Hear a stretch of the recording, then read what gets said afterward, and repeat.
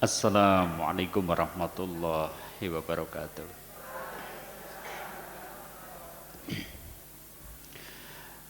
Alhamdulillah alladzi arsala rasulahu bil huda wa dinil haq liyudhhirahu ala dini kulli wa kafa billahi syahida.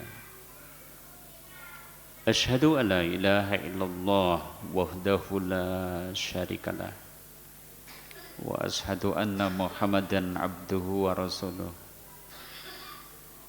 Allahumma shalli wa sallim wa barik ala Muhammadin wa ala alihi wa ashabihi wa man tabi'ahum bi ihsanin ila yaumiddin.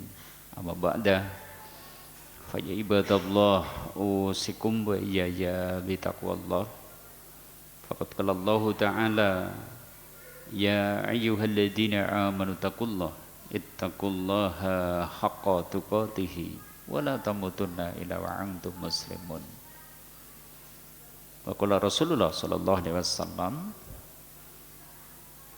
ittaqillaha haitsuma kunta wa adbi isayyatal hasanata tamhuha wa khaliqin nas bi khuluqin hasanin.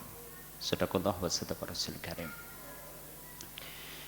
Bapak Ibu, saudara-saudari kaum muslimin rahimakumullah, tidak bosan ayo kita terus saling menasehati untuk menapaki jalan Islam yang mungkin penuh dengan ujian dan cobaan. Dengan saling menasehati kita berharap kita bisa tegar, sabar, dan istiqomah di jalan Allah. Maka bertemu dengan orang-orang yang soleh dan solehah ini adalah sarana agar kita bisa tegar di atas jalan Islam itu tadi. Dan kita berharap perjumpaan kita adalah perjumpaan yang bernilai demikian. Ketemu sama orang soleh-solehah saja sudah nilai tersendiri. Andai kemudian kok tidak ada pengajian sekalipun, wis ketemu karo wong soleh, karo wong solehah ya, sudah menjadi kekuatan agar kita itu kemudian tegar tadi, menapaki jalan kehidupan yang penuh dengan ujian dan cobaan. Untuk itu kita syukuri sore hari ini kita masih dipertemukan. Semoga pertemuan kita adalah pertemuan yang menjadi sebab kita mendapatkan rahmat dan berkah dari Allah Ta'ala insyaallah ya. Dan sholawat serta salam semoga senantiasa tercurah kepada uswah kita, toladan kita Rasulullah Muhammad sallallahu alaihi wasallam beserta keluarganya, sahabatnya, dan juga orang-orang yang senantiasa istiqomah di dalam dinul Islam ya. Bapak Ibu, di kesempatan sore hari ini kita akan melanjutkan pembahasan kita tentang etika, tentang adab, tentang kesopanan, tentang akhlak, dan kita masih membicarakan seperti apa sih semestinya adab seorang hamba terhadap Tuhannya. Kita sebagai makhluk mestine kepripun nggih? Etikanipun dumateng Rabb al-alamin, pencipta alam semesta. Nah, hari ini kita akan bahas bahwa termasuk di antara adab seorang hamba terhadap Rabb-nya itu mestinya seorang hamba mencintai Allah Ta'ala. Apa? Ya, mahabbah. Ini, mahabbah itu artinya apa? Cinta. Mahabbah itu artinya cinta. Itu. Nah, cinta yang dimaksud ini adalah cinta kepada Allah. Terus seorang hamba niku kudune niku nggih kagungan raos tresna dumateng Allah.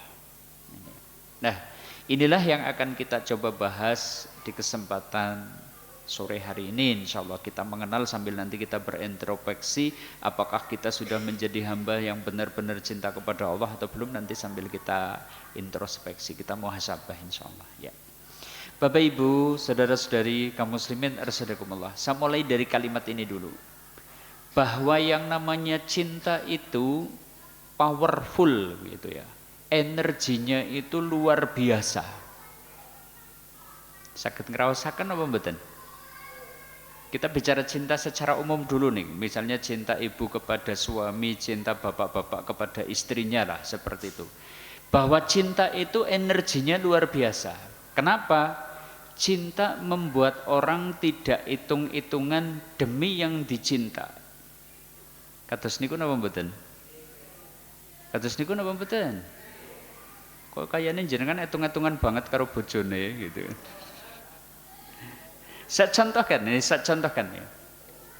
Kenal gambar ini? Apa itu? Apa itu? Taj Mahal. Ini bukan masjid ini, kuburan ini. Taj Mahal namanya, Taj Mahal di India. Siapa yang bikin? Yang bikin Syekh Jihan. Dia itu seorang raja muslim juga ini dari India. Sangat cinta kepada istrinya. Istrinya itu namanya Mumtaz Mahal. Karena dari dirinya lah dia dikaruniai beberapa orang putra. Yang itu membuat kebanggaan bagi Syekh Jihan itu tadi. Sayang, Mumtaz Mahal ini ternyata meninggal, tidak mencapai usia tua. Maka untuk mengenang kecintaannya kepada istrinya, Syekh Jihan itu kemudian membuat bangunan ini. Yang semua terbuat dari marmer dengan bayaran, dengan anggaran yang membuat keuangan kerajaan itu sampai bangkrut. Ini yang tadi kami maksudkan, bahwa cinta membuat orang itu tidak hitung-hitungan demi yang dicinta. Contohnya ini, Syekh Jihan kepada istrinya namanya Mumtaz Mahal. Masya Allah, ini termasuk keajaiban dunia bangunannya. Kenapa? Karena sedemikian indah dan sedemikian, kalau boleh kita katakan itu sedemikian mahal anggaran untuk membangunnya. Ya, ini sangat besar ini ya, kompleks ini, dan ini dijadikan makamnya Mumtaz Mahal, istri dari Syekh Jihan itu. Tadi yang kita garis bawahi bagaimana? Cinta energinya luar biasa, membuat orang tidak hitung-hitungan demi yang dicinta. Cinta juga membuat orang itu siap bersusah payah demi yang dicinta. Wani rekasa, kalau boleh saya katakan, jenenge wong cinta itu wani rekasa demi yang dicinta.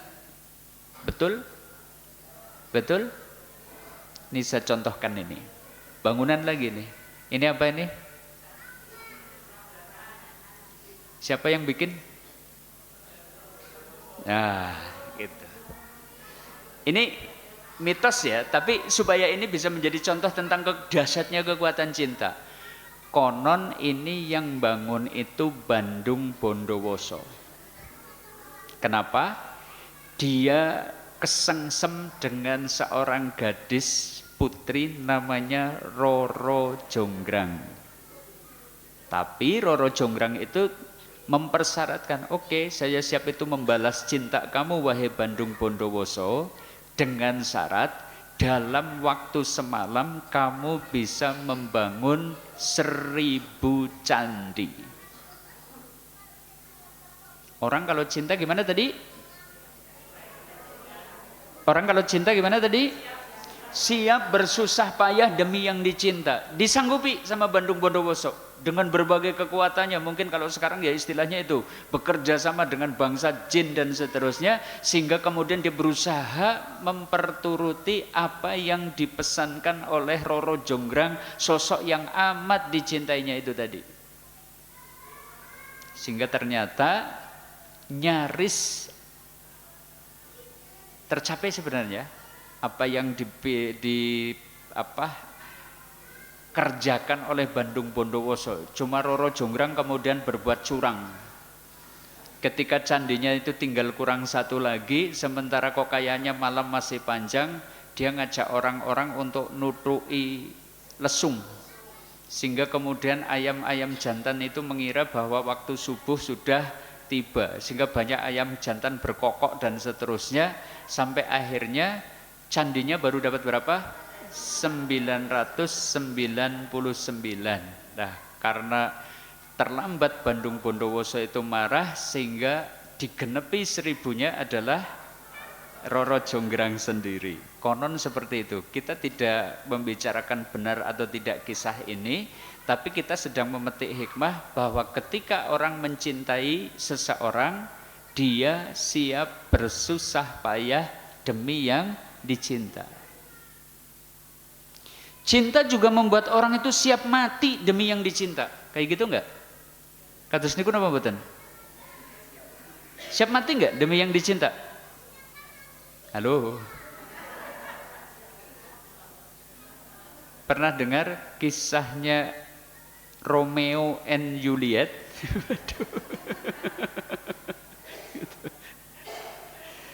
Ketika percintaan mereka itu tidak direstui, maka kemudian mereka itu memilih minum racun bersama, sehingga kemudian pokoknya cintanya sehidup semati. Yang kita maksud bahwa cinta kadang membuat orang seperti itu, siap mati demi yang dicinta. Bahkan kalau boleh kita katakan, cinta membuat orang siap berbuat apa saja demi yang dicinta. Nah, Bapak Ibu, saudara-saudari kaum muslimin rahimakumullah. Ini cinta secara umum seperti itu, energinya sedemikian dahsyat. Maka ya, begitu besarnya kekuatan cinta, maka iman menuntut kecintaan yang sempurna hanya boleh ditujukan kepada Allah Ta'ala semata. Allah itu paling tidak suka kalau cinta hambanya itu diduakan. Maka iman menuntut waladina amanu asaddu hubbalillah, dan orang-orang yang beriman itu amat sangat cintanya kepada Allah. Mestinya seperti itu gitu loh. Kita sedang berbicara tentang idealnya yang namanya orang beriman itu amat sangat cintanya kepada Allah. Bisa dipahami? Bisa dipahami? Karena tadi cinta itu kekuatannya sangat dahsyat, sehingga justru nggak boleh nih diarahkan kecintaannya itu kepada selain Allah. Allah itu nggak mau kalau Allah itu kemudian diduakan. Diduakan bahasa kita namanya apa? Disekutukan. Allah itu nggak mau. Maka etika seorang hamba terhadap Robnya, adab seorang hamba terhadap Robnya, seorang hamba mestinya amat sangat cintanya kepada Allah. Nah sekarang ayo kita sambil bermuhasabah, hitung-hitungan kinten-kinten kula panjenengan termasuk tiyang sing pun tresna dumateng Allah napa dereng. Coba kalau ditanya seperti itu, Bapak Ibu pun tresna kalih Gusti Allah napa dereng? Sampun napa dereng? Kalau sampun berarti mestinya tadi siap berbuat apa saja demi yang dicinta. Siap mati demi yang dicinta. Siap berlelah bersusah payah demi yang dicinta, bahkan siap untuk tidak hitung-hitungan demi yang dicinta. Kalau mestinya yang dicinta siapa tadi? Orang beriman. Nah, mestinya kemudian kita bisa mengarahkan itu semua kepada Allah. Saya dipahami? Bisa dipahami? Gambaran cinta seperti itu. Lah terus cinta kepada Allah itu diwujudkan dengan apa? Dengan beramal untuk Islam dan umat Islam. Tadi ya, kalau kita betul-betul cinta kepada Allah berarti gimana? Cinta membuat orang tidak hitung-hitungan demi Allah Ta'ala. Orang hitung-hitungan, kudune orang hitung-hitungan. Nek nggo Islam, nggo umat Islam, nek nggo Allah, nggo Gusti Allah itu kemudian tidak hitung-hitungan. Coba saya ajak untuk belajar kedermawanan Utsman bin Affan. Coba ini, saya punya foto. Ada yang tahu ini gambar apa? Ini namanya sumur rumah. Sampai hari ini masih ada di kota Madinah. Sumur apa? Rumah, bukan rumah yang kita tinggali. Jadi begini, ceritanya begini. Ketika umat Islam itu hijrah ke Madinah, ternyata Madinah itu mengalami krisis air bersih. Beda dengan Mekah, di sana ada sumur Zam-Zam. Nah, di Madinah itu umat Islam itu mengalami kekurangan air bersih. Satu-satunya sumur yang ada di kota Madinah itu milik orang Yahudi, namanya Rumah. Jadi Rumah itu nama nama orang Yahudi, si pemilik sumur. Pemilik sumur itu namanya Rumah. Nah, pada waktu itu kalau nimba ngangsu diri sumurnya Rumah milik orang Yahudi itu, setiap nimba dikenai bayaran. Umat Islam kan bayar. Maka Nabi kemudian menjanjikan, siapa yang mau membeli sumur Rumah untuk umat Islam, maka dijanjikan surga. Utsman bin Affan kemudian mendatangi rumah ini. Kita belajar dari kedermawanan Utsman bin Affan. Didatangi si rumah itu, rumah gitu kan. Sumure sampean tak tukune gitu kan. Maka orang Yahudi itu bilang kemudian, yo ra iso. Wiki penghasilan kok. Gitu kan? Karena setiap orang nimba gimana? Bayar. Tiap orang nimba bayar. Lho iki kok mau dibeli? Gak bisa. Sampai Utsman itu kemudian mencoba menawarkan, wis tak bayar dengan harga 20.000 dirham. 20.000 dirham itu berapa? Kalau 1 dirham itu setara dengan 3 gram perak.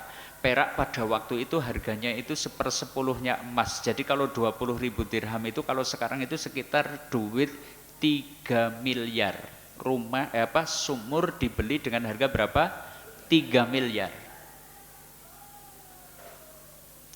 Rumah si orang Yahudi itu gede-gede, ora bisa. 3 miliar ora tokdol. Gitu kan. Kenapa? Ya karena tadi langsung bayar kan, wah ini jadi penghasilan luar biasa.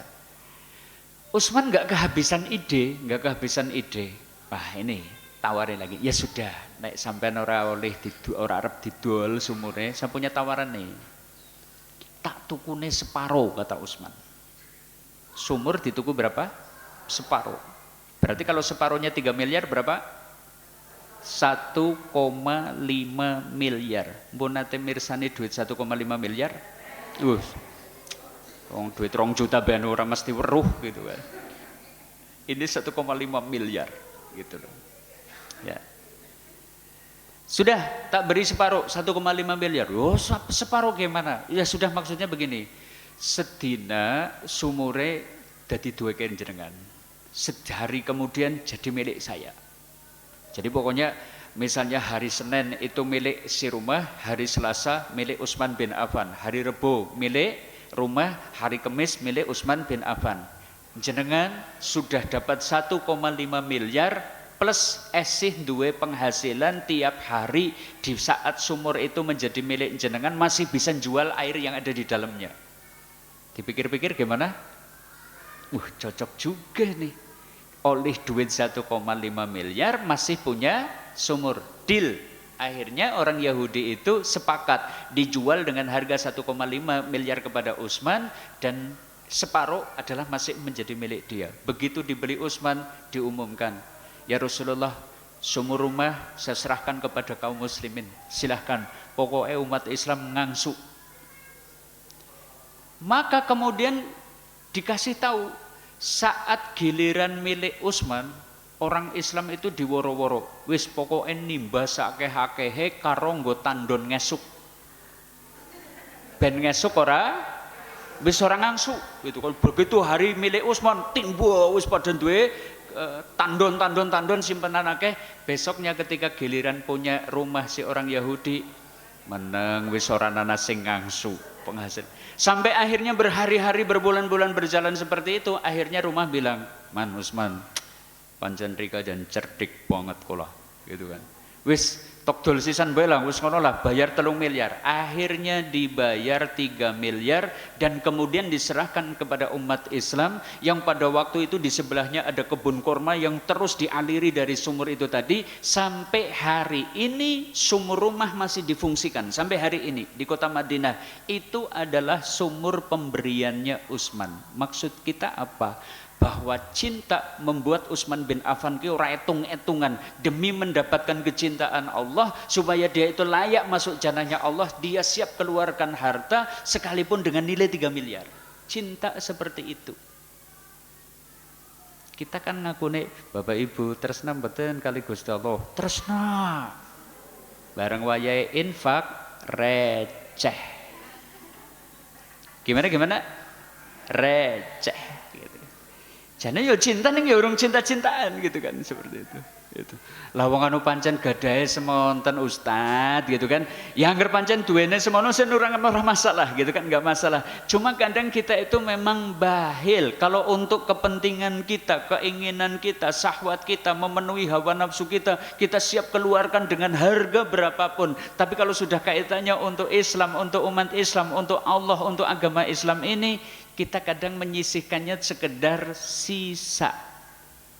Sekedar apa? Sisa. Ini ya sekedar introspeksi seperti itu ya. Satu lagi lah, bahwa cinta itu membuat orang itu tidak hitung-hitungan. Cintanya kepada Allah membuat orang itu tidak hitung-hitungan.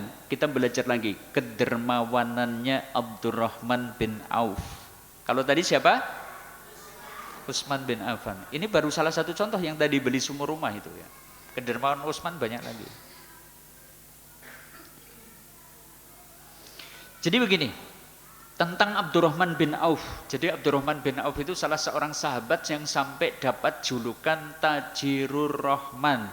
Bahasa keren kita hari ini ya konglomeratnya Allah. Kenapa? Saking sugihe, saking dermawane. Abdurrahman bin Auf. Sampai di dalam catatan tentang biografi Abdurrahman bin Auf itu disebutkan Abdurrahman bin Auf telah menyumbangkan dengan sembunyi-sembunyi atau terang-terangan antara lain 40.000 dirham atau sekitar 1,4 miliar uang sekarang plus 40.000 dinar atau senilai 48 miliar uang sekarang plus 200 ukiyah emas, 500 ekor kuda dan 1.500 ekor unta. Masya Allah. Itu infak, catatan infak yang diamati orang, yang diamati oleh orang. Berapa tadi? 1,4 miliar ditambah 48 miliar plus 200 ukiyah emas plus 500 ekor kuda. 500 ekor kuda masih ditambah 1.500 ekor onta. Abdurrahman bin seperti itu. Ya. Karena kecintaannya kepada Allah itu membuat orang itu ternyata enggak hitung-hitungan. Seperti tadi Syekh Jihan itu kemudian bangun istana yang sedemikian bagus hanya demi menjadi kuburan istrinya. Maka seseorang mestinya kecintaannya kepada Allah pun seperti itu. Pernah nih di masa kepemimpinan Utsman, Abdurrahman bin Auf itu menyantuni veteran Badar yang masih hidup. Jadi pada waktu itu orang-orang yang ikut dalam perang Badar disantuni oleh Abdurrahman bin Auf ya. Yang mana masing-masing itu diberi 400 dinar. 400 dinar itu setara dengan 480 juta. 400 dinar itu berapa? 480 juta. Satu orang. Padahal pada waktu itu veteran Badar yang masih hidup itu 100 orang. Apakah kemudian Abdurrahman bin Auf jadi jatuh bangkrut dan miskin? Enggak. Ini yang kita maksud tadi. Ibu-ibu kaum muslimin arsyadakumullah. Cinta membuat orang tidak hitung-hitungan demi yang dicinta. Kalau yang dicinta adalah Allah, dia tidak hitung-hitungan. Yang penting bisa mendapatkan ridho dan kecintaan dari Allah. Masya Allah. Cinta membuat orang itu siap mati atau siap bersusah payah demi ketaatannya kepada Allah Ta'ala ya, siap bersusah payah. Pernah dengar sahabat Salman Al-Farisi? Pernah dengar? Dia itu adalah salah seorang sahabat yang aslinya itu dari Persia. Persia itu cukup jauh dari Arab. Kalau sekarang ya masuk wilayah Irak. Saking kepenginnya ketemu dengan Nabi, dia itu rela meninggalkan kemewahan hidup. Ya, di negeri Persia dia itu termasuk di antara kalangan keluarga yang bangsawan. Dia tinggalkan kebangsawanannya demi kemudian bisa ketemu dengan Nabi. Sampai akhirnya terluntak-luntak dan dia itu menjadi budak. Sampai akhirnya kemudian dengan susah payah itu bisa bertemu dengan Nabi SAW. Orang kalau cinta itu efeknya kayak gitu. Siapa apa? Bersusah payah demi yang dicinta. Demi yang dicinta. Makanya mungkin pertanyaannya begini, apa sih yang membuat Imam Abu Hanifah beliau itu 40 tahun sholat subuh dengan wudhu sholat isyaknya? Coba direnungi kalimat ini. Imam Abu Hanifah 40 tahun sholat subuh dengan wudhu sholat isyaknya. Maksudnya gimana? Maksudnya gimana? Beliau itu nggak tidur di malam hari 40 tahun itu, menghidupkan, siap menghidupkan malamnya. Kenapa? Saking cintanya kepada Allah, orang itu jadi siap bersusah payah demi yang dicinta. Bisa dipahami? Kita bangun malamnya gimana? Bangun malamnya gimana? Ya, orang mesti sebulan sepisan. Ya, orang mesti seminggu sepisan. B seminggu sepisan, B tangi sholatnya ngambil paket hemat 2 rakaat tambah 1 witir gitu kan. Ngirit napa mboten? Ngirit banget gitu. Tapi oke, itu masih bagus. Tapi kalau kita bandingkan dengan orang yang betul-betul cinta kepada Allah, ya seperti Imam Abu Hanifah itu tadi. Beliau itu bahkan sampai menghidupkan malamnya dalam kurun waktu 40 tahun. Karena cintanya kepada Allah membuat orang itu siap bersusah payah demi yang dicinta. Makanya ini hanya sekedar untuk membandingkan ya, bahwa kita itu ngaku cinta kepada Allah itu sebenarnya sudah seberapa sih kita itu siap bersusah payah demi yang kita cintai itu, gitu loh. Cinta membuat orang itu siap mati demi Allah, karena tadi kecintaannya kepada Allah itu, cintanya kepada Allah itu membuat orang itu siap mati untuk Allah. Apa yang menguatkan Bilal bin Rabah? Dengan keislamannya itu membuat Bilal bin Rabah itu kemudian konangan sama majikannya. Ini budak, karena Bilal bin Rabah itu adalah budak. Dia tahu-tahu masuk Islam. Maka dia itu kemudian sama majikannya diseret, disiksa, dijadikan mainan anak-anak, dilemparin batu, kemudian belum juga mau keluar dari Islam, diseret ke padang pasir yang tengah membara, masih belum mau juga keluar dari Islam, kemudian ditindih badannya itu dengan batu besar. Tapi apakah kemudian membuat Bilal bin Rabah itu surut cintanya kepada Allah? Enggak. Bahkan dia tetap komitmen, ahad, ahad, ahad. Artinya dia tetap cinta kepada Allah yang Esa, Allah yang Esa, Allah yang Esa. Ammar bin Yasir juga seperti itu. Ammar bin Yasir itu karena keislamannya membuat dia itu juga disiksa. Dia itu seorang tukang pandai. Ketika besi itu sedang merah membara saking panasnya, maka kemudian oleh orang kafir Quraisy itu disetrikakan di punggungnya Ammar bin Yasir sampai besi yang lagi memerah membara itu kemudian menjadi dingin gara-gara keluarnya cairan dari badannya Ammar bin Yasir. Tidak membuat Ammar bin Yasir memilih keluar dari Islam, bahkan dia tegar di atas kecintaannya kepada Allah. Cinta seperti itu membuat orang itu siap mati demi yang dicinta, yaitu Allah Azza wa Jalla. Dan nanti generasi-generasi selanjutnya ternyata seperti itu. Ada orang-orang yang siap terbunuh demi kecintaannya kepada Allah. Yang tadi, cinta membuat orang itu siap berbuat apa saja demi yang dicinta, yaitu Allah. Ini Bapak Ibu saudara-saudari kaum muslimin rahimakumullah. Ada yang siap menginfakkan hartanya seperti Abu Bakar As-Siddiq, semua hartanya diinfakkan. Ada yang siap menebus dengan bangun malam tadi seperti Imam Abu Hanifah. Ada yang siap mungkin dia itu harus berlelah-lelah demi yang dicinta dan seterusnya.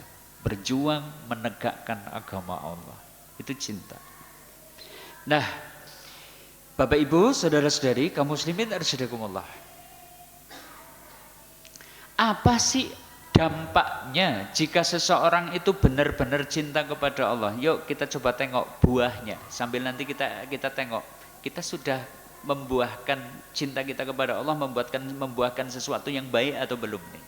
Begini kaum muslimin. Jadi orang yang benar-benar cinta kepada Allah itu pasti akan memunculkan buah yang indah, buah yang seger. Buah yang segernya apa? Orang yang betul-betul bisa dipahami. Jadi nanti kalau kita itu betul-betul cinta kepada Allah, ayo kita siap mencintai saudara kita sesama muslim. Mbok klambine ijo kek, mbok klambine biru kek, mbok klambine kuning kek, kalau orang itu cinta kepada Allah, maka kita juga mencintainya. Gitu kan? Karena kecintaan kita kepada Allah. Siap? Siap? Iya, kita belajar seperti itulah. Karo dulur sesama muslim yang boxing pada akur gitu loh. Kenapa? Ya karena kita cinta kepada Allah, maka kita mencintai orang-orang yang mencintai Allah. Jangan sampai kita termasuk orang-orang yang memusuhi orang-orang yang cinta kepada Allah. Dua, buah cinta kepada Allah, maka orang yang benar-benar cinta kepada Allah, dia akan mencintai perbuatan-perbuatan yang dicintai oleh Allah. Kinten-kinten Allah niku cinta kepada perbuatan apa? Allah niku seneng dumateng perbuatan-perbuatan apa? Amal-amal soleh. Maka orang yang cinta kepada Allah ya kudu senang dengan berbagai perbuatan yang dicintai Allah, yaitu segala macam bentuk ibadah. Orang yang cinta kepada Allah, dia akan cinta dengan perintah sholat. Jadi perintah sholat itu kudu beban. Begitu krungu adzan, ujarku nembe adzan miki wis adzan maning. Saya tanya, zaman dulu mau jadi pengantin sudah lamaran. Saya tanya, awal-awal jenengan rumiyin arep dadi pengantin anyar. Nek ketemu karo calon suami rasane kepripun? Umpetan. Yo seneng apa ora gitu loh, seneng apa ora? Seneng napa mboten? Arep ketemu seneng napa mboten? Jujur bae seneng. Umpetan anu ngintip gitu kan, gitu. Ketone si umpetan tapi longak-longok kendia gitu kan. Isin. Tapi yang kita maksud itu tadi, bahwa orang yang cinta itu kepenginnya sering ketemu gitu loh maksudnya. Gini apa mboten? Kalau cinta kepenginnya apa? Sering ketemu. Maka kita bertemunya dengan Allah itu saat apa sih? Saat menunaikan ibadah sholat. Maka orang yang cinta kepada Allah, begitu ada panggilan adzan, ketemu lagi dengan yang dicinta. Ora terus jarku nembe adzan miki adzan maning. Ini berarti belum cinta nih sama Allah nih gitu kan. Mencintai Allah itu berarti mencintai perbuatan yang dicintai oleh Allah. Cinta dengan ibadah puasa, cinta dengan sedekah, cinta dengan akhlak mulia, cinta dengan amar ma'ruf nahi mungkar, cinta dengan berjuang di jalan Allah. Karena perbuatan-perbuatan ini adalah perbuatan yang dicintai oleh Allah. Kalau kita cinta kepada Allah, kita juga cinta dengan apa-apa yang dicintai oleh Allah. Termasuk cinta membantu menolong muslim lain. Karena Allah Ta'ala juga cinta perbuatan yang seperti ini. Dan lain-lain. Seperti itu. Aja kewalik, jering akune tresna karo Gusti Allah, malah benci kepada orang yang senang menunaikan ibadah sholat. Benci kepada orang yang amar ma'ruf nahi mungkar, benci kepada orang yang berjuang di jalan Allah.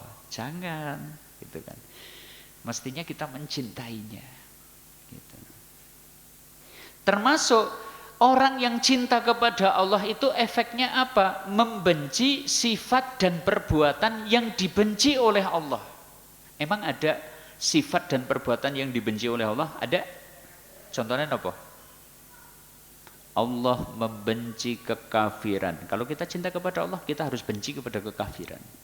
Allah membenci kesyirikan. Kalau kita cinta kepada Allah, mestinya kita ikut membenci kesyirikan.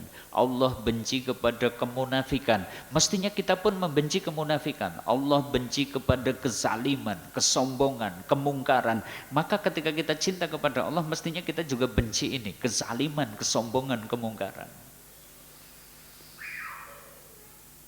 Jadi cinta yang benar-benar itu efeknya ya kayak gitu loh. Kecuali kalau cintanya cinta gombal gitu lah. Kalau cinta gombal lah, jarang aku cinta karo Gusti Allah, malah perkara yang dibenci oleh Allah kita sukai. Kita suka kepada kekafiran, kita suka kepada kesyirikan, kita suka kepada kezaliman, kita berpihak kepadanya, kita menolongnya dan seterusnya. Ini cinta gombal gitu loh. Termasuk cinta itu membuat orang itu banyak menyebut-nyebut kepada yang dicinta. Berarti kalau kita cinta kepada Allah, ya banyak menyebut asma Allah. Dengan bertasbih subhanallah, dengan bertakbir Allahu Akbar, dengan bertahmid alhamdulillah, dengan bertahlil la ilaha illallah, dengan memperbanyak istighfar astaghfirullah, dengan banyak berdoa kepadanya, tilawah firman-Nya, dan juga dengan sering mengucap al-iqolah. Al-iqolah itu apa? Ucapan la haula wala quwata illa billah. Orang yang cinta itu kayak gitu, suka menyebut-nyebut asma Allah. Dulu pas pengantin baru kayak gitu ya. Halo. Deling-eling zaman pengantin baru ketika masih cinta. Sikile niku wis ora cinta-cintanan lho, wis kepeksa lho, wis padha kaki-kaki karo nini-nini. Zaman cinta kan bola-bali sing disebut itu adalah yang dicinta gitu kan. Dalam esuk-esuk sing diceritakna yang dicinta. Siang yang dicinta, sore yang dicinta, tidur ngelindure nyebut apa? Yang dicinta. Kan seperti itu. Nah, orang yang cinta kepada Allah seperti itu, baik dalam keadaan duduk berdirinya itu yang disebut itu asma Allah. Begitu melihat keindahan alam, kemudian yang dipuji juga Allah, subhanallah, masya Allah. Gitu. Begitu kemudian mendapatkan musibah sesuatu yang tidak enak, ya yang disebut juga Allah, inna lillah. Gitu. Seperti itu. Cinta itu efeknya kayak gitu. Termasuk yang kelima, cinta itu membuat orang siap melaksanakan perintahnya dengan sebagus-bagusnya. Nek wong cinta temenanan itu kan kayak gitu. Nah, ibu-ibu itu betul-betul cinta kepada suami, lah masak itu digawe pokoknya anggar nggo bojone digawe masak ya sing paling enak. Kayak gitu enggak? Apa ora? Seperti itu. Cinta membuat orang siap melaksanakan perintah yang dicinta dengan sebagus-bagusnya. Kalau cinta kita kepada Allah, berarti kita siap melaksanakan perintah Allah dengan sebagus-bagusnya. Sehingga dia menjaga kualitas ibadah. Salat, angger sing ora tresna beneran karo Gusti Allah, salatnya kepripun? Ya wis Allahu Akbar, pikiran mbuh mengendi ora dan seterusnya, ya yang penting ruku, sujud, rampung, salam, rampung, selesai. Tapi orang yang betul-betul cinta dia akan menikmati betul Allahu Akbar. Tidak ada yang lebih agung daripada Allah. Kemudian dia berdoa, itu kan. Yang mungkin Allahumma ba'id baini, ya Allahumma ba'id baini. Kemudian Allah atau yang pakai ini wajah tu dan seterusnya, ya pokoknya dia cermati setiap ucapan yang dia ucapkan seakan-akan sedang berkomunikasi dengan Allah, sedang berdua-duaan dengan Allah. Ketika baca Al-Fatihah gitu, ya lagi nyanjung-nyanjung yang dicinta. Alhamdulillahirabbil alamin, segala puji bagimu ya Allah, Rabb semesta alam. Maliki yaumiddin, panjenengan itu adalah penguasa hari pembalasan. Ya. Iyyaka na'budu wa iyyaka nasta'in, namung dumateng panjenengan kawula nyuwun ngibadah, namung dumateng panjenengan kawula nyuwun pitulung. Komunikasinya itu bisik-bisiknya mesra. Mesra enggak? Mesra enggak? Kalau cinta kan gitu, bisik-bisiknya mesra. Ini dengan Allah seperti itu, khusyuk, hati hadir gitu kan, dan seterusnya. Bukan basa-basi. Tapi kalau nggak cinta, coba kalau nggak cinta gimana? Bisik-bisik mesra nggak? Masih sama suami masih bisik-bisik mesra nggak, Mbah? Ya Mbah. Orang mesra-mesraan. Yung, kawekna wedang. Oh, kan bahasanya orang mesra tuh, bahasa kawekna wedang gitu kan. Tapi yang zaman masih dicinta gimana? Sayangku, kopi sayangku gitu kan. Mbah, tesih kados niku napa mboten, Mbah? Ora, wis ora cinta berarti. Gitu. Maka orang yang cinta kepada Allah seperti itu, bisikannya bisikan mesra. Ora terus Allahu Akbar, kompore kayane urung dipateni apa ya? Putune kayane dolan maring ngendi ya? Lho jere Allahu Akbar, kelingane kompor, kelingane putu, kelingane dagangan, kelingane pegawean, berarti aslinya ora cinta. Cinta itu membuat itu, dia jadi menjaga kualitas ibadahnya. Kalau kita berbicara sholat, ya berarti kualitas sholat. Semakin cinta seseorang kepada Allah, pasti kualitas ibadahnya menjadi lebih baik. Udah ukurannya kayak gitu. Saya ulangi ya, orang kalau semakin cinta kepada Allah, maka ibadahnya pun semakin berkualitas. Buahnya seperti itu, dia akan menjaga kualitas ibadahnya. Dia akan berusaha mengikuti Rasulnya. Kenapa? Qul in kuntum tuhibbunallah fattabi'uni, gitu kan? Katakan jika kamu memang benar-benar cinta kepada Allah, ikutilah aku. Orang itu kalau cinta kepada Allah pasti berusaha nderek itiba dumateng Rasulullah sallallahu alaihi wasallam. Ini tanda cinta ini. Orang yang cinta kepada Allah itu pasti akan memperbanyak amalan-amalan sunnah. Angger sing cintane cinta-cintanan sing wajibe moh. Kon nglakoni sing wajibe kepripun? Kenapa? Karena cintanya cinta-cintanan. Tapi kalau orang yang cintanya kepada Allah cinta beneran, jangankan sing wajib, bahkan sing sunnah saja dia komitmen untuk melakukan. Maka orang yang betul cinta kepada Allah, dia akan buktikan saat kebanyakan orang tidur, dia pilih bangun untuk berdekat-dekatan dengan Allah. Orang yang betul-betul cinta kepada Allah, dia berusaha mengamalkan puasa sunnah. Orang yang betul-betul cinta kepada Allah, dia tidak cuma menunaikan zakat, dia itu kalau kemudian punya harta, dia pun akan berusaha untuk infak, sedekah, sholat, duha, dan seterusnya. Ini berbagai amalan sunnah dilakukan. Cinta seperti itu. Gitu. Cinta kali Gusti Allah napa mboten? Cinta.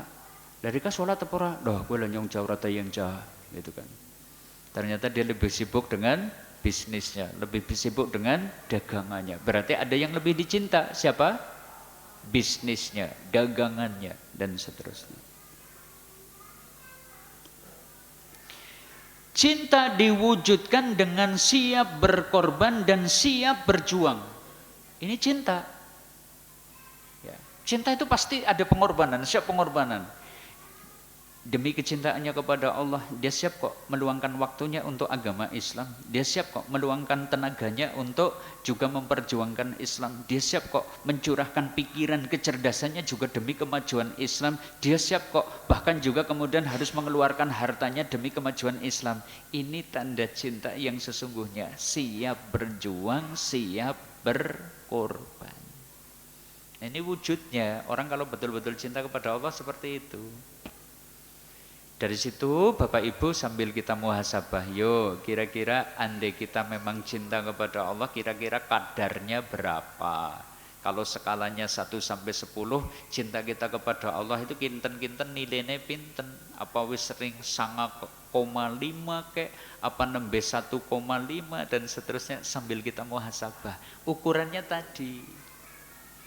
Iya ya nyong jenurung tahun ndakaken amalan sunnah mbak ya, sing wajib gencok bolong-bolong. Oh ya berarti cintanya ya masih ranking ngisor gitu kan.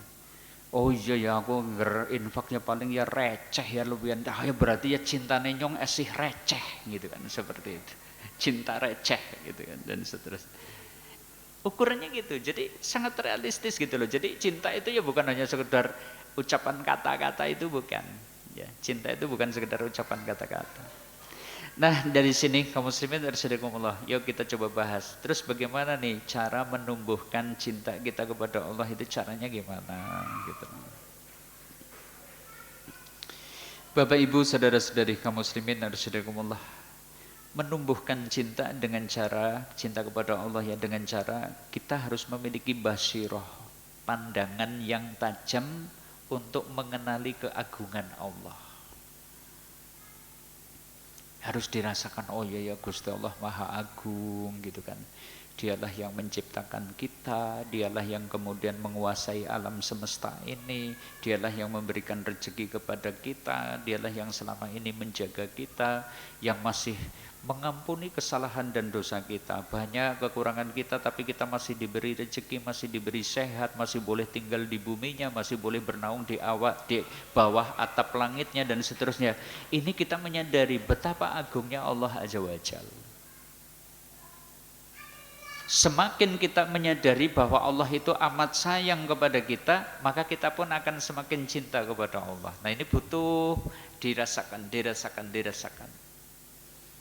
Coba kalau Allah itu tidak memerintahkan jantung kita untuk berdenyut, mungkin kita sudah mati kena penyakit jantung. Mungkin kalau Allah Ta'ala itu tidak menjaga sehingga lambung kita masih bisa mencerna makanan, ya kayaknya kita mungkin sudah terkena penyakit ini, itu, dan seterusnya. Renungi nikmat-nikmat yang Allah berikan kepada kita. Nanti kita akan semakin cinta kepada Allah. Ya. Aja sing dieling-eling kekurangane tok. Kae wong ya ora tau ngibadah, malah jan rezekine omber. Yang wis tok rewangi saben Kemis ngaji, Senin Kemis mesti ora puasa. Ding malah kaya kiye bae. Nah, ketika kita nggak mampu merasakan keagungan Allah dan berapa banyak nikmat yang sudah Allah limpahkan kepada kita, kita susah untuk mencintainya. Makanya tadi, ayo latihan, bisa merasakan nikmat itu latihan supaya kita itu bisa cinta kepada Allah. Latihan, ngerasakan nikmat. Tentang kesehatan kita, tentang rezeki dan seterusnya, tentang hikmah-hikmah gitu kan. Makanya ini cara yang kedua nih. Bagaimana menumbuhkan cinta kepada Allah? Yaitu ketika seseorang memiliki pandangan yang tajam untuk memahami hikmah dari setiap ketetapannya, ketetapan Allah. Ketetapan qadariyah itu contohnya apa? Ya kadang kita diuji sakit, kadang kita diuji dengan sempit rezeki, kadang kita diuji dengan kegagalan, kadang kita itu mungkin diuji dengan kesedihan. Nah, kalau orang itu pintar memetik hikmah dari musibah yang dia dapatkan, insya Allah ujungnya semakin cinta kepada Allah. Bisa dipahami enggak? Jadi kita itu mampu memetik, oh aku kok gulanya dhuwur bae ya, gitu kan. Ada enggak yang kayak gitu? Ada. Yang ini saya juga gulanya tinggi gitu, lagi cerita diri saya sendiri gitu supaya lagi kok Pak Kanto ngalok-alokna wong ya. Enggak, ini lagi bicara tentang diri sendiri. Coba cari hikmahnya supaya kita itu tenang, menerima ketetapan Allah itu tenang. Oh, kayaknya Gusti Allah lagi mbusak dosa-dosane nyong ya. Murane wis pirang wulan gula dhuwur bae diobati dhuwur bae. Oh, ki lagi dibusak dosane. Oh, ki mungkin lagi ditambah ganjarane. Ganjaran ternyata bisa didapat bukan hanya dengan sholat, bukan hanya dengan puasa, bukan hanya dengan mungkin infak sodako, haji, umroh, bukan. Ada orang yang ganjarannya didapat dengan sakit yang ditimpakan kepadanya. Ini kita belajar memahami hikmah. Begitu kita tahu, begitu kita itu bisa mengambil hikmah dari kesulitan hidup yang kita hadapi, kita akan cinta kepada Allah. Matur nuwun ya Allah, kula paringi penyakit ya Allah. Loh, diwenehi penyakit malah apa? Matur nuwun ya Allah. Ada enggak yang kayak gitu, ada enggak? Cinta itu kayak gitu. Coba saya tanya, jenengan diciwit rasanya sakit napa mboten? Sakit napa mboten? Ning nek sing nyiwit sing cinta, saya tanya, rasanya kepripun? Jujur bae, jujur kepripun? Nek diciwit sama yang dicinta, rasanya gimana? Seneng kayak gitu enggak? Ibaratnya Allah mencubit kita dengan sakit, mencubit kita dengan sempit rezeki, mencubit kita dengan mungkin berbagai kesulitan hidup. Ini cubitan dari yang dicinta, malah seneng. Tolong dicubit maning lah, kayak gitu kan ya, dicubit maning lah ya. Jadi kalau kita diuji sama Allah seperti itu, ya Allah, waktu uji sing lebih berat sing apa ya Allah, atas niku. Nah ya ora usah, monggo malah ora kuat gitu kan. Tapi kita setidaknya bisa memetik hikmah dari kesulitan hidup yang kita hadapi. Insya Allah cinta kepada Allah. Ning nek mboten, oh mesti anane kurang Rasulullah, Gusti Allah pancen ora adil. Gusti Allah pancen belenjani janji gitu kan. Loh, Gusti Allah pancen kayak gini. Kita jadinya berprasangka buruk kepada Allah. Kenapa? Karena tidak mampu memetik hikmah dari ketetapan-ketetapan Allah. Termasuk bagaimana sih menumbuhkan cinta kita kepada Allah ketika kita mampu menyadari betapa luasnya rahmat dan ampunan Allah. Jangan arep hitung-hitungan itu dulu, jan karunia Allah itu jan pol-polan baiknya kepada kita. Kita sholat bayan hujan lah berkualitas beura, ning ya tetap diwenehi rezeki. Ini rahmat Allah lah, ini rahmat Allah ya. Kita banyak salah dan dosanya, begitu kita ngakoni, ya Allah kula niku kathah dosanipun, ya Allah mbok ampuni kami. Allah enggak hitung-hitungan, mbok dosa kita itu sundul langit, mbok dosa kita itu segedene bumi, Allah akan berikan ampunan kepada kita. Ketika kita menyadari bahwa Allah itu maha luas rahmat dan ampunannya, kita akan cinta kepada Allah. Termasuk nih mampu merasakan luasnya karunia Allah ini. Ini loh yang kadang kita itu suka tidak mampu merasakan karunia Allah. Kenapa? Karena ekspektasi kita kadang keduren. Harapan kita itu keduren. Kepenginan kita itu kaken. Sehingga nikmat yang sudah dikasih Allah kepada kita, kita itu nggak mampu merasakan betapa luasnya karunia Allah. Begitu dapat rezeki sedina dodol oleh duit 50.000. Saya tanya, karunia 50.000 karunia apa mboten? Napa nggih lho. Karunia yang ngger sejuta mbok anggar 50.000 ya urung mbok. 50.000 karunia apa mboten? Karunia. Bagi sebagian orang lah wis alhamdulillah matur nuwun banget sedina wis diparingi rezeki 50.000 gitu kan. Siapa yang mampu berbuat seperti itu? Orang yang bisa merasakan luasnya karunia Allah, bisa mensyukurinya, menikmatinya, memunculkan kebahagiaan pada dirinya. Maka orang yang bisa seperti itu dia akan amat sangat cintanya kepada Allah. Tapi kalau dia dapat 50.000 tapi keinginannya, kita bicara keinginan, sing kepengen pit motore anyar, sing kepengen duwe mobil, sing kepengen umahe tingkat 3, sing kepengen ini. Saya tanya, dapat 50.000 rasanya gimana? 50.000. Malah gimana? Saya tanya, orang kayak gitu bisa cinta kepada Allah enggak? Nggak bisa, dia protes, pasti adanya protes. Ya Allah, rezeki kok kurus semene, kapan sih yang deweine rezeki sing omber? Ya nggak ada cinta di dalam dirinya. Anda cinta ya mungkin cintanya sedikit. Orang yang bisa merasakan luasnya karunia Allah akan amat sangat cintanya kepada Allah. Di sini Bapak Ibu kaum muslimin rahimakumullah. Dari situ, yuk kita coba nih muhasabah, kira-kira kalau kita itu ukur kecintaan kita kepada Allah, kira-kira kita berada di poin keberapa? Kalau 1 sampai 10. Kalau kira-kira kok berarti aku jane ya urung dhuwur ya ngene cinta kepada Allah. Ayo kita belajar untuk mencintai Allah. Caranya gimana? Kita tumbuhkan cinta ini tadi. Rasakan keagungan Allah. Coba kita cari mampu memetik hikmah dari setiap ketetapan-ketetapan Allah. Kita coba bisa merasakan betapa luasnya karunia Allah, rahmat dan juga ampunannya Allah. Insya Allah perlahan-lahan nanti kita cinta. Kalau sudah cinta gimana?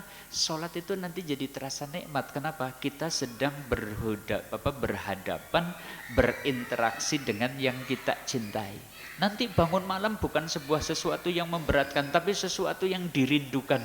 Lah kepengen banget tangi wengi nggo sholat dan seterusnya. Karena apa? Sedang berdekat-dekatan dengan yang dicinta. Seperti itu. Nanti ora abot infak sedekah lah rasanya enteng, wong ini tujuannya juga supaya saya itu layak mendapatkan kecintaan dari Allah dan seterusnya. Inilah Bapak Ibu saudara-saudari kaum muslimin rahimakumullah. Jadi adab ya yang kita bahas, adab seorang hamba kepada Robnya ya, bahwa seorang hamba mestinya amat sangat kecintaannya kepada Allah. Waladina amanu asyaddu hubbalillah, dan orang-orang beriman itu amat sangat cintanya kepada Allah. Dan cinta bukan hanya kata-kata, tapi harus ada bukti. Nah, bukti-buktinya tadi sudah kita bahas ya. Ini dulu Bapak Ibu, saudara-saudari kaum muslimin rahimakumullah, jam kami sudah menunjukkan jam 17 lebih 10 menit. Mungkin ini ada di antara Bapak Ibu yang mungkin rumahnya jauh ya. Nah ini mungkin kami cukupkan dan suasananya cukup mendung ya, dan sekali lagi semoga jika di antara saudara kita ada yang sedang sakit, semoga Allah Ta'ala berikan kesembuhan. Semoga di antara kita mungkin ada yang sedang diuji sempit rezekinya, semoga Allah Ta'ala lapangkan. Dan semoga yang mungkin lagi diuji dengan rumah tangga yang tidak harmonis, semoga Allah lembutkan pasangan-pasangan bapak ibu sehingga kemudian mendapatkan keluarga yang sakinah mawaddah warahmah. Dan semoga anak-anak kita dikaruniai anak-anak yang soleh dan solehah insyaallah, amin ya rabbal alamin. Saking kawula mangkatan ini mungkin ada dimintai data ya, ini nanti supaya bisa dimasukkan ke grup. Jika ada info-info nanti monggo diisi terlebih dahulu. Ini bukan mau didata apa-apa enggak, tapi ini nanti untuk komunikasi supaya lebih cinta gitu ya, lebih intens kecintaannya itu, sehingga kemudian bisa saling memberikan informasi dan nasihat insyaallah ya.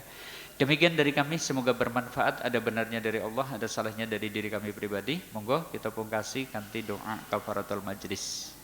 Bismillahirrahmanirrahim. Subhanakallahumma wa bihamdika asyhadu an la ilaha illa anta astaghfiruka wa atubu ilaik. Wa sallallahu ala nabiyyina Muhammad walhamdulillahirabbil alamin. Assalamualaikum warahmatullahi wabarakatuh.